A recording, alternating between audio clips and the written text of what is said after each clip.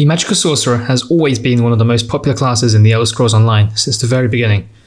In more recent times, it's been right up there as one of the top damage deal classes. You might be glad to know that nothing has changed and that this is still the case, and over the course of this video, you're going to find out why. Hi, this is Liko, and welcome to my Magicka Sorcerer PVE build and rotation video for the Flames of Ambition DLC. Today, we are going to show an incredibly strong 2-pet sorcerer build with the contributions of Revelex.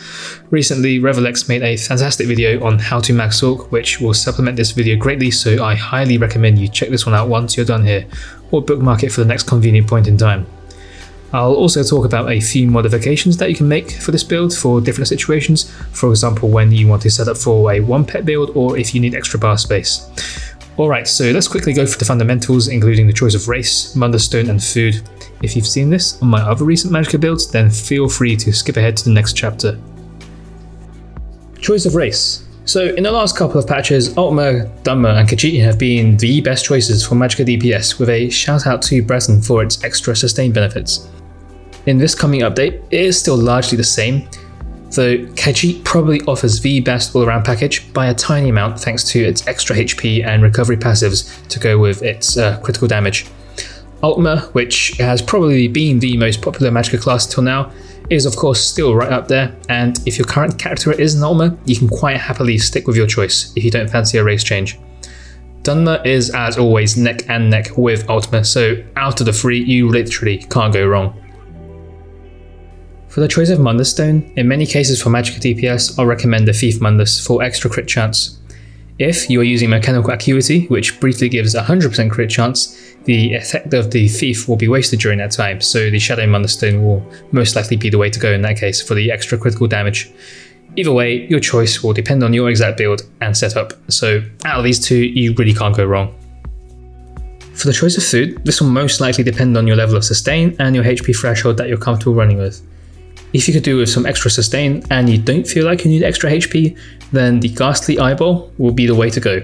If you're practicing on a target dummy, then I would also recommend selecting this food. If your sustain is decent but you need a bit of extra help with it and you need some HP as well, then I would recommend the Clockwork Citrus Fillet, which gives the best mixture of everything useful. If your sustain is good enough, you can go with a max HP, max Magicka food such as Artane Pickled Fishbowl.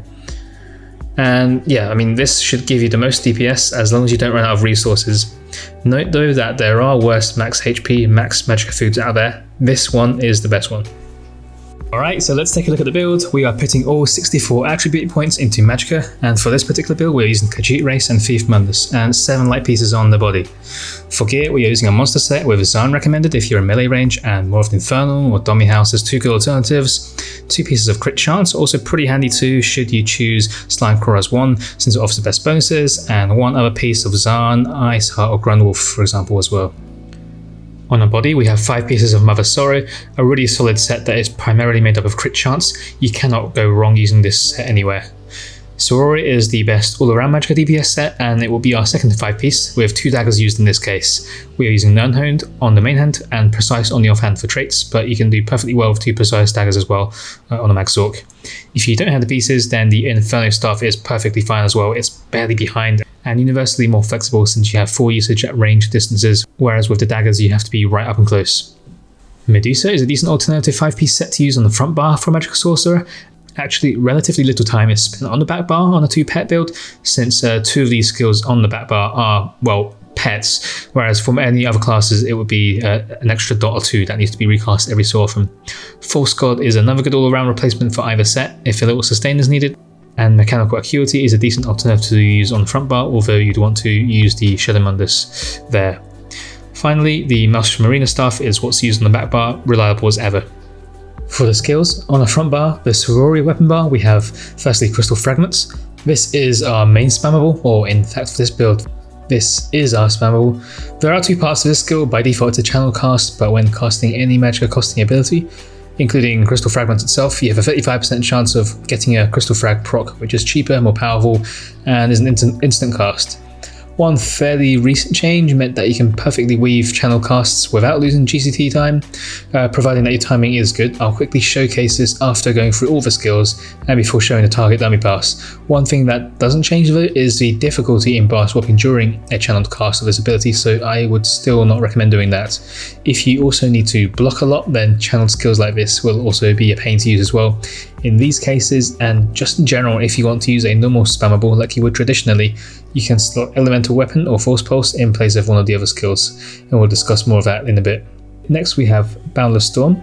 Here we've put it on a front bar since all sorcerer abilities give a 2% passive weapon and spell damage bonus, but you can just as easily slot it on your back bar if you prefer, since it lasts 23 seconds. It's a nice skill overall, doing pretty good damage per cast, but also gives resists and a burst of major expedition. The one thing I personally don't like about this skill is that your character glows bright blue and you can't really see what you're doing. Next we have Daedric Prey. It doesn't do any upfront damage, but after 6 seconds it explodes, doing all the damage at once. At all costs, do not recast this skill again before it goes off. This skill synergizes nicely with the build since it can boost damage of both summon pets and the Storm Atro ultimate as well. Next we have the first of our pets, the Scamp. It does pretty good damage on its own, but if you activate it, it does AoE shock damage every 2 seconds for 10 seconds. Pretty damn strong. This skill must be slotted on both bars, as does the Twilight Tormentor pet, which does really good single target DPS. You can activate it for extra damage to enemies above 50% HP, which is not necessarily worth casting during the middle of a rotation, but it definitely is worth casting before a fight or if there is some downtime in a fight where the boss is not damageable. In many boss fights, you may consider only slotting one pet for various reasons, such as the need for bar space or if pets historically don't perform well in certain situations. In AoE fights, trash fights, you'll more likely want to select this Scamp since the Twilight doesn't really do great AoE damage.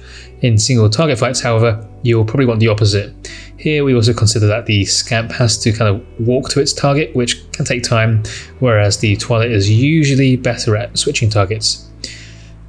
The extra bar space can also be used to slot a shield, a heal such as Surge, an execute, Mage's Wrath, or an extra dodge such as Degeneration or Scalding Rune. Lots of different options there. So moving on to the ultimate, we use the Greater Storm Atro. This is probably the best single target ultimate in the game and provides a nice synergy for others too. The Atro also gets Major Berserk if activated, which is pretty nice. And on a back bar we are currently slotting it, but we're able to slot a different ultimate if needed, such as Destro ulti if cleave damage is more important than single target DPS. We then have our two pets, which I don't really need to say any more about. We just have them passively on the back bar, we don't cast from that bar. We then have Barb Trap, which is a stamina costing dot that also provides minor force, which is pretty nice. As mentioned earlier, you can use Medusa on the front bar and drop this skill to free up some bar space if needed. Mystic Orb is a great cleaving AoE, pretty much a must-have on all dungeon and trial skill loadouts for Magicka classes, but if you do find it difficult to sustain, or if you want to use another spammable that isn't Crystal Frags, then you can drop it whilst practicing on the dummy. Finally, we have Unstable Wall, which when down, light attacks are really strong on enemies affected by it, thanks to the Maelstrom staff. Cool, so now I'll quickly show that it's very possible to use Crystal Frags as a spammable and not lose any rotation speed with it, which wasn't the case a few patches ago. Here I'm going to do nothing but light attack weave, Crystal Frags for 30 seconds, and I should be able to get 29 or 30 light attack weaves if I do it right. I'm using this cooldown add-on to demonstrate that I am starting the next light attack weave when it goes green. That's the rough timing. If you press it any earlier than this, then you will miss the light attack though, so timing is important. Revelix's video showed me that this is now possible, and I'm only highlighting it since I think it's unlikely that I'm the only one who was unaware. Hopefully not. This should also be the case for most other channel abilities too, as long as the channeling time is 800 milliseconds or less. So yeah, if I cut short the pass and load up the CMX here, you can see that in 29.59 seconds I cast 29 light attacks, and you can't really ask for much better than that. Worth mentioning though, at this point, with my current version of CMX, the weaving average is miscalculated, but if you're in the future, then this should be fixed, as I've reported a bug to Zaan, the creator of this add-on, who has kindly found a fix for it at the time of speaking. Okay, so let's now move on to the pass itself. Here you can see that Revelix is casting Channel Acceleration before the pass, then switching the skill out to Barb Trap, very common practice in trial fights if you're on PC. He's then pre-casting Boundless Storm and both pets, and then Atro far away so the impact damage doesn't hit. He throws an orb, then goes straight in. This is a good thing to do if you want to get a nice starting burst, and again, a very common practice to try and maximize this in real fights as well. I mentioned it before, and apologies again, but Boundless Storm causes the character to go bright blue, and I appreciate it can be really difficult to see what's going on sometimes. I'll say a few things now to break down how the rotation is working. So essentially we are casting only Unstable Wall and Mystic Orb on the back bar every 10 seconds, often together. Every 2 rotations we'll also cast a Barbed Trap along with it as well, and this makes it easy to avoid bar swaps, which is convenient with this build since, as I mentioned, bar swapping off a channel frag cast is not what you want to do very often, if at all. If it helps when using consecutive crystal frags, ignore completely how the animation looks. It is rather misleading, and instead trust that the timing for the skill casts are in fact the same for channel and non-channel casts. Just make sure to not queue up your light attack too early. Recast Daedric Prey, the Scamp and Boundless Storm after they've expired, and you can use any of these abilities as well as an instant cast frag proc as your opportunities to swap to your back bar without losing any time. Hopefully this makes sense. It is a relatively easy rotation compared to many of the other Magicka classes, and as you can see, it pulls magnificent DPS, so it's worth getting this rotation down. Now, I have put a static rotation in the description below to supplement this pass for your reference, which Sparrow achieved 101k DPS with. It's slightly different to this one. He's using Degeneration instead of Boundless Storm on his pass, however I highly recommend you check him out once you're done here. Anyway, I hope you enjoy the rest of this pass, and I will catch up with you at the end to look through the combat metrics.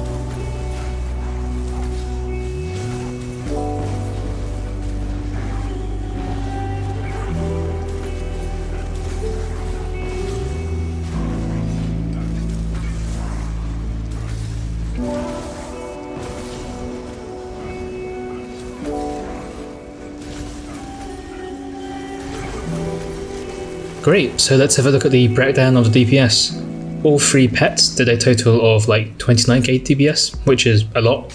You can also see that the Daedric Prey skill is really influential as well, considering it contributes to a fair portion of that pet damage.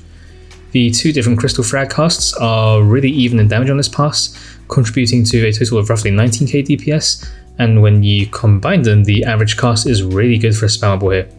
Boundless Storm only contributes to just over 3k, so you can consider it as one of the weaker abilities, but yeah, I mean, the utility and how infrequently you need to cast it, it's actually not that bad either.